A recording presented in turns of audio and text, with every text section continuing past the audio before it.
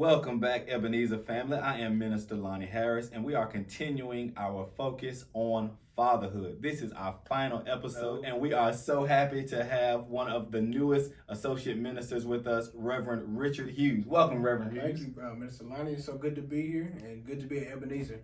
Wonderful, wonderful. Reverend Hughes, as we've been talking over the last few weeks, we've been talking about and taking this month of June to really focus on fatherhood and just really what it meant for us as we grew up, as well as where we are as fathers. And I asked you to join this episode because you are a new father. Congratulations to you and your wife. I appreciate it. Yeah, and so how 4 months in the game. 4 months in the game. That's wonderful, it. wonderful. That's it. And so we kind of want to, at some point, we'll talk about, just your perspective as being a new father. Not only with being a new father, but juggling fatherhood with, any of your work in the ministry, other things that you may be doing as well. And also just get your thoughts and ideas about that and just pick your brain about, what you can provide as words of wisdom to anyone that may be viewing, anyone that may be watching, that's also a new father and doesn't know how to navigate, new fatherhood. But first, let's go backwards. Let's talk about, your upbringing. Where are you originally from? Are your siblings, was there a father in your home? Talk to me about your upbringing. Oh, yeah. So I'm originally from Lexington, Kentucky. Actually, a little country we call it as a black hamlet. It's a place where, after the Emancipation Proclamation, slaves bought land from their former slave masters. And I grew up in this black hamlet, black neighborhood called Zion Hill, Kentucky. Okay. And very tight-knit community. I didn't realize when I was growing up, but 99% of the residents were black and all of them were home owners. Okay. I didn't appreciate that and know it until I got older. So I grew up in this black community right there. Grew up there with my father. My parents weren't married, but at first my parents had joint custody, and then when I got in middle school towards high school, my father was primary caretaker for myself and my sister. Okay. I'm the youngest of four, but there's two of us that my father had with my mother, and so we were about 2 years apart, and so we were tighter together. The older two are 10 and 13 years older than me. They're the geriatric members of the bunch. and so with that, like I said, I grew up in the home with my father. It's a unique position because I consider it, single parent homes. Yeah. That, I was blessed to have both my parents in my life. Whereas some people, whenever they say I come from a single parent home, they're typically just talking about one person. Yeah. But with that, of course, I had my father there, but then I had uncles, and then a host of other men around me who I call uncles, but I'm not related to. Okay. But they served also as father figures as well. Of course, with those gentlemen, as we'll probably talk about later, I was able to have some conversations with them that I couldn't necessarily have with my father. And, they would tell me some things differently than the way that my dad would. Same message, but just in a different method. Absolutely. And I could get away with a lot more with them than I could with my own father. So I think one of the most important things is having, not just the one man as the father, but having some other resources to bounce thoughts, bounce ideas, because it's difficult. A lot of people don't understand how difficult it is for us as young African-American men growing up in this world. I mean, the things, the challenges that we have to navigate at an early age, whether it's in the school, whether it's in our community, whether once we go off to college, those things that we kind of have to navigate, I think that's very important to have other figures to kind of, talk to and be there for us and be there with us. Absolutely. Yeah. So talk to me, I guess, about, just not just your father, but this small community of men, the things that they helped you in, the words of wisdom, words of guidance, just speak to us about just specific instances that, you remember that were just beneficial for your life and impactful to help you become who you are today. Oh, yeah. Of course, there's the ones where, it's the funny stuff that you get from them where they'll say something like, when you turn 21, I'm going to, buy you your first drink and, stuff like that. And, of course, my dad would never say that. But then there's other ways where, because my dad would talk to them about stuff that's going on with me, if my grades were slipping or something like that, then they would have a way of having a conversation with me in a little nicer way, less hands-on way than my father would. Less hands-on. Less hands-on. I like that. And so, but just, that level of accountability was there to say, hey, you are a reflection of us. When you go out there, you reflect us, you represent us. We can't have you just, out there, slacking and everything, so you got to pick it up and everything. And so, that support system gave me a level of accountability to say, wherever I go, I have to look good because these people are counting on me. And then when people see me, they inevitably have to see them. Yeah. So that was a part of it too. All of them, were in church as well, because the neighborhood that I grew up in, a church was at the center of it. And so when we would walk to church, because the church was around the corner from my father's house. And but the ones who no longer lived in the neighborhood, they would still drive out there. It was in the countryside, and they would still drive out there and would take part in church and everything. And so we were all in church, and that played a significant role in my upbringing as well. Just to see them in there. We often talk about now churches are dominated with mostly women. Correct. But in that age, it was men and women. I'd say in that church it was a healthy balance. And it was good to see men doing things in church, and even if they weren't doing nothing but just sitting in the back talking and cutting up, or tackling the people who would get up and start shouting. That was back in the days when folk would shout, they didn't just send the usher after somebody; they would send one of the bigger guys to go tackle them. If nobody could restrain them. And so I've seen my fair share of tackles. That's why I learned how to tackle for football, so in church. I'm glad you mentioned the church aspect, because that was one of my next questions. Is what was the of this small knit community that you mentioned of men that you grew up around, your father and the other gentlemen. What was the church, the Christian? What role did that play? So I'm glad that you really talked about that and discussed that. So talk to me about, I guess, essentially you now becoming a father. Mm-hmm. What do you recall? What are the things that you say that I will do this, or there's no way I'm going to do that? Maybe from your own upbringing. Mm-hmm. There's some things, I'll be honest, there's some things I guess that I've said that our parents parented us the way that they were parented. Right. And that's not to say that it was right. Mm-hmm. That's not to say that it was wrong. It was just what they knew. Right.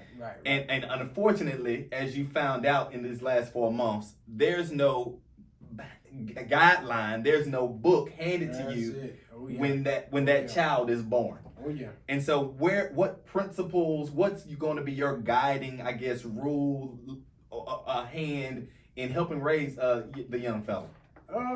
I'll say one thing that I said that I wouldn't do is, I think all parents at some point tell themselves, I'm not going to whoop my kid, right? Now, I will discipline, but I will not whoop my kid. But at the same time, I leave room for that, to kind of change as time goes, because I'm sure my parents said the same thing about me. Yeah. And then as time progressed and that form of discipline was needed, it came out. Yeah, of course. And so, but, I want hands on. That's it. Hands on.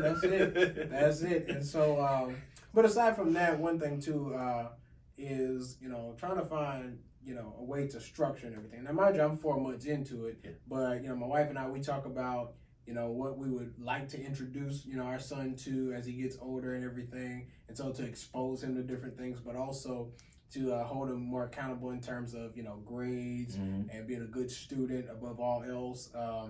One of the things we kind of pride ourselves in our home is we have an educated home where my wife, she's a dentist, so she has a doctorate. Wow.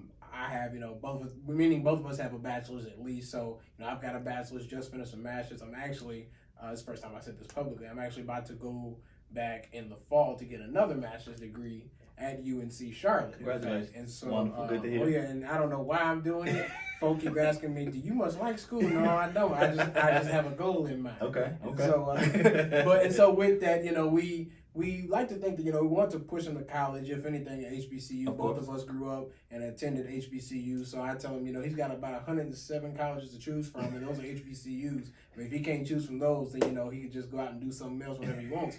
But at the same time, I recognize college also isn't for everyone. Very so true. My thing is, as long as he has a plan, I will support him.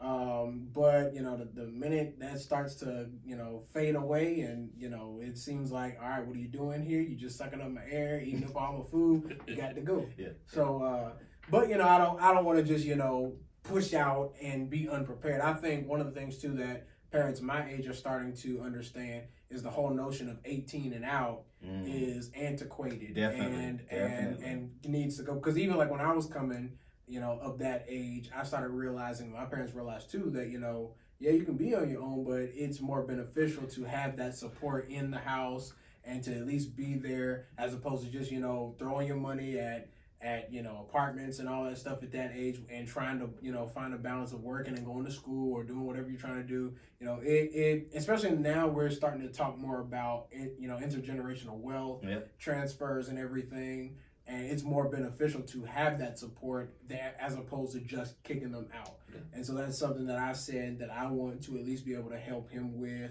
and everything. And so, I mean, and the way I see, he, just from our networks, from myself and my wife, he will be exposed to some stuff. Now, I tell him, if God calls him to preach, that's fine and dandy, but I'm going to push him to follow his mother's steps in that medical field so that we can have a retirement package. Amen. So, oh, yeah, because, man shall not live by bread alone, so I think that's why God gave his kids so we can retire. Reverend Richard, we've talked in the past about, you being a pastor of a church at a point in time before coming to Ebenezer.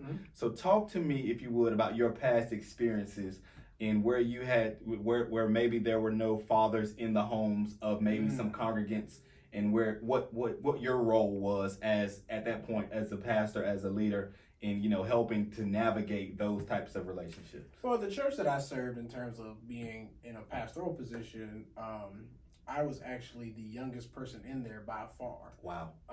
The average age of that church was about 65 years old. And so most of them, were grandparents. Correct. So, and even then, most of their grandkids, I'll say there may have been about 5 to, I'll say 8 people, just to be generous, under the age of 40 who would attend on, regular Sunday basis. And that was between like the ages of 18 to 40.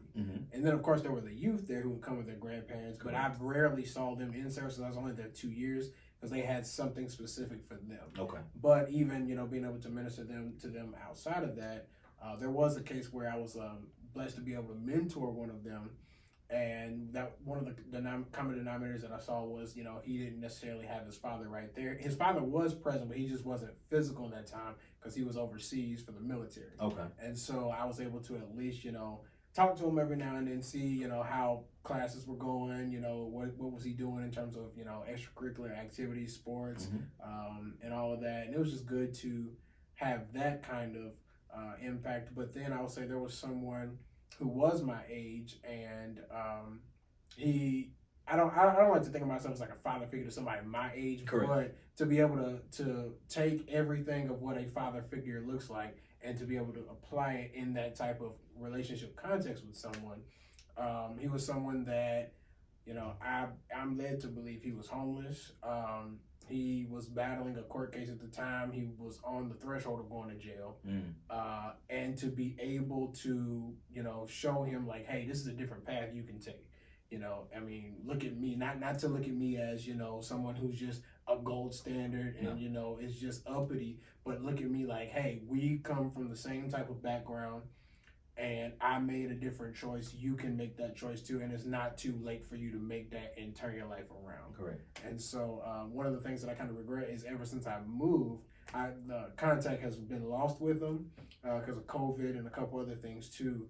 And so, but, being able to do that with someone my age, I think, every now and then, God blesses us to be able to use our experiences to be a blessing to someone else.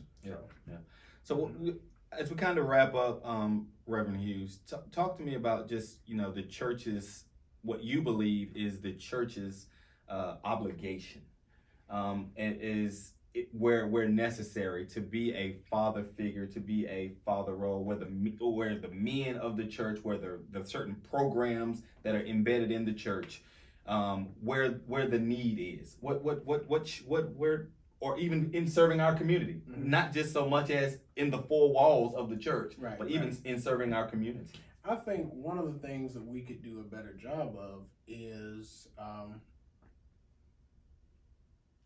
being able to, how do I say this, have an influence on folk who aren't directly connected to you. Because it's easy to connect to someone who's your nephew or the friend or the son of your friend or something like that. Yeah. But picking up somebody who is totally random to you, and and exposing them. I think exposure is one of the issues that puts black kids at a disadvantage to white kids, because a lot of them don't have certain exposures to say, hey, I want to grow up and be, say off the top of my head, a video game designer or programmer, right? Correct. Because prime example, that's one of the things I said I would want to introduce my son to, because like I grew up in the video game era. I still play my Xbox and everything. I have fun with it. So I was like, hey, he's going to be playing it one day. So why not show him not just how to play the game, but also how to make it? Because when I looked it up, they making over $100,000 a year. And I said, he can do that. Yeah. So I will show him in that direction. And so I think,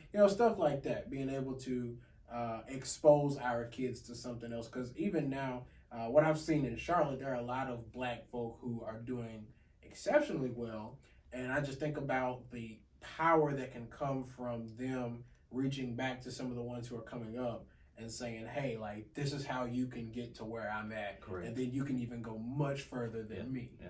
So I think just being able to provide that exposure to kids. Very, very good point. Very good. I think that's very important, because a lot of times all we see is the rappers and the athletes, and we think that that's the only things that our young black boys can be. Exactly. Is a rapper or an athlete, when there's so much more that they can be exposed to. Oh yeah. And I think the church certainly does, not just the church, but we as individuals, should play a role in that exposure and opening the minds, opening the ideas and the thoughts of younger people, because they can be what they see. Right. That's and it. if what they see is only this, then that's what they're going to obtain to be and try to be. Is only what they see. So, in closing, Reverend Hughes, do you have any closing thoughts, any closing comments that you would like to leave our excuse me?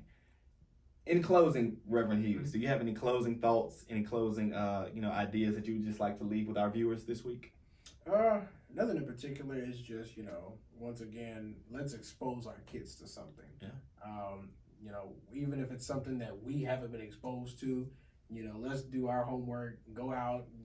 You can Google thousands of them and say, hey, I may not know much about this, but let's figure it out together. And so, is this something you may want to try? Well, let's learn how we can make that become a reality for you and everything. So I think let's continue to expose our kids, to set a standard for them.